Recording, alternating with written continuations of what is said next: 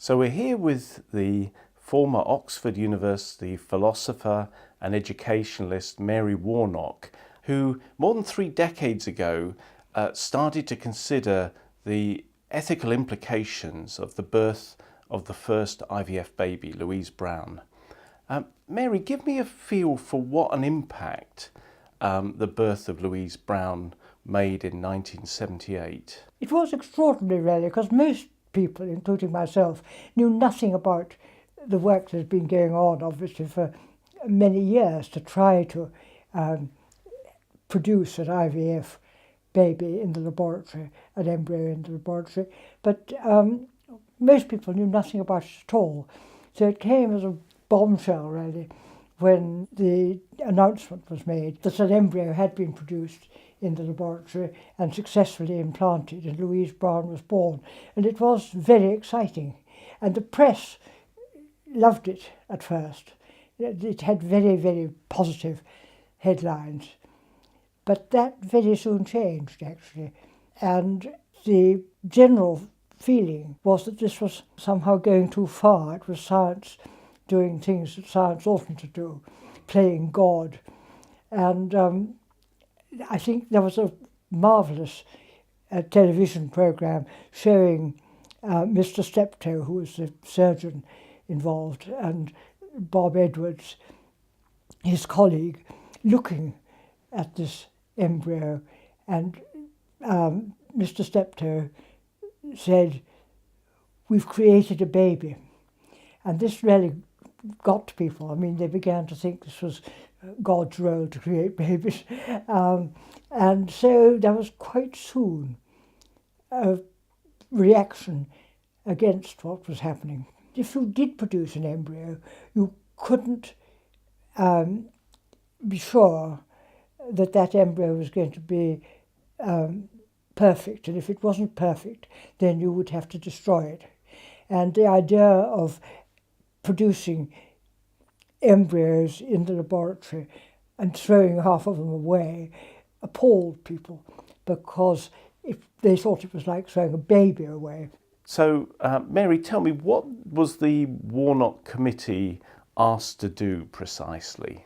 It was asked, the Warnock Committee was asked to advise ministers on, first of all, whether IVF should be permitted to go ahead or banned altogether. And then if it was permitted to go ahead, and I have to say, I think everybody wanted it, almost everybody on the committee wanted it to go ahead, because we were feeling rather smug about Louise Brown having been the first ever IVF baby and born outside Manchester. Really, it seemed to be something we wanted to exploit, so to speak, not say it must never happen again. And so regulation became our chief consideration once we'd made the very quick decision that we didn't want to ban it. Now, right at the outset, you must have realised that you were trying to reconcile two things that were impossible to reconcile. You had on one side those who regarded a human life as sacred and something that for God, in effect. And on the other side, you had the scientists and the pragmatists saying that we should be able to study these things and we should be able to help women who are infertile. When you started out the process, did you have any idea about how you were going to square this particular circle? No, I had no idea whatever what it was going to be like. Partly, I think, I personally was completely ignorant of the early development of the embryo. It was a completely new field to me. And I remember talking about the request that I'd got to chair this committee. I talked about it with my husband, and he always thought I said yes to everything without thinking about it. But he agreed, we talked about it a bit, and he agreed that actually it was going to be very interesting, as indeed it was. Now, of all your committee members, there was a very distinguished embryologist, Anne McLaren. Tell me a little bit about the role of Anne McLaren, and also about the way that you and Anne worked together on this problem. Well, Anne was absolutely crucial to the work of the committee, and I couldn't possibly have managed without her, because she was one of nature's teachers. She was the most wonderful person to explain things to people who knew nothing about the subject. And I know that, I think our second meeting, I handed over to her, and she just treated us like a university class.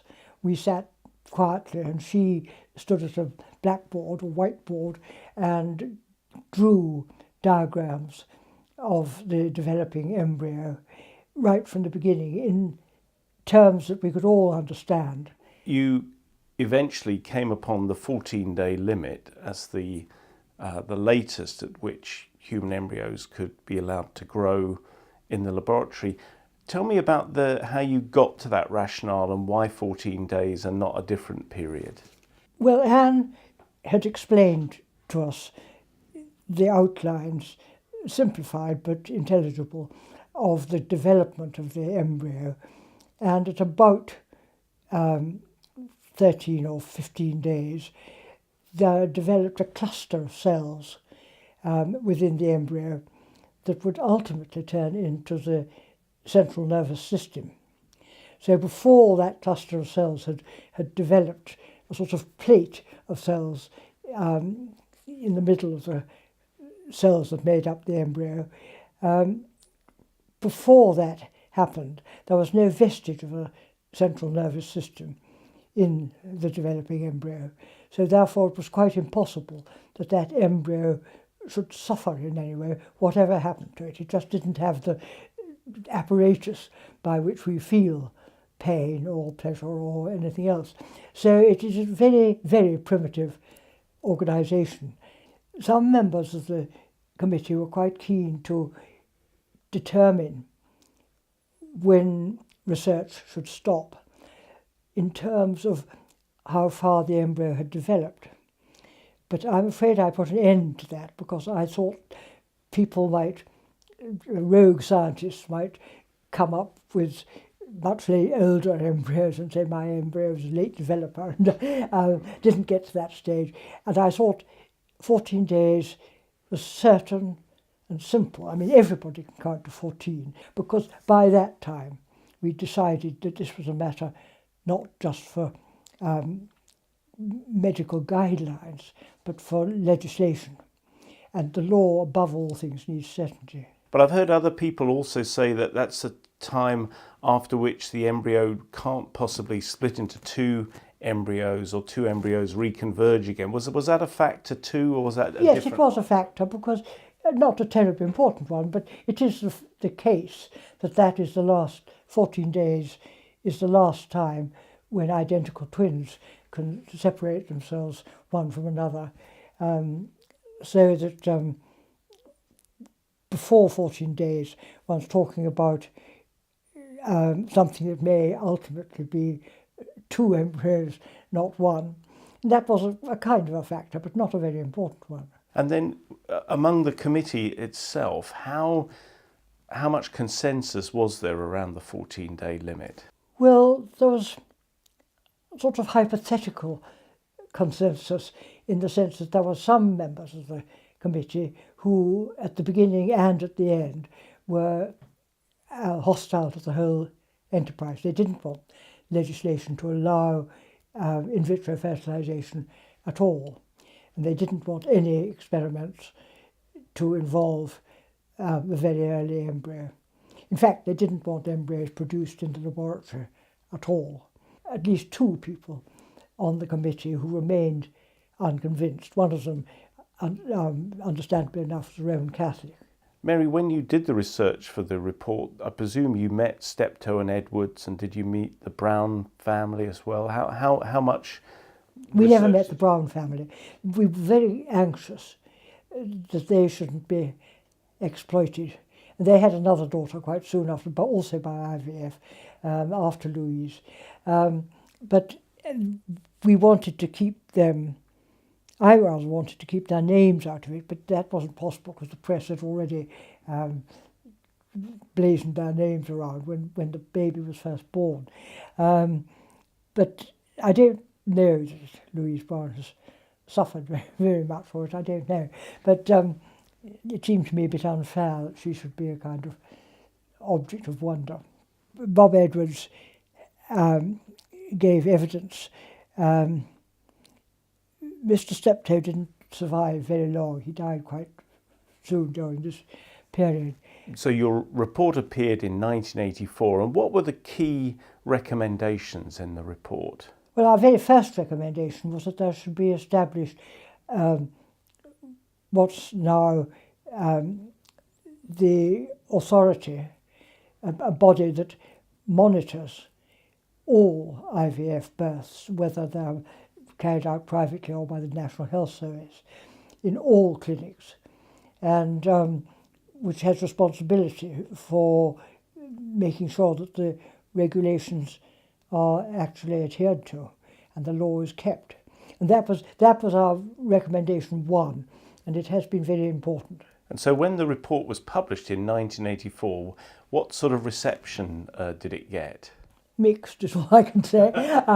Well, there was the then chief rabbi was very, very vocal and very hostile.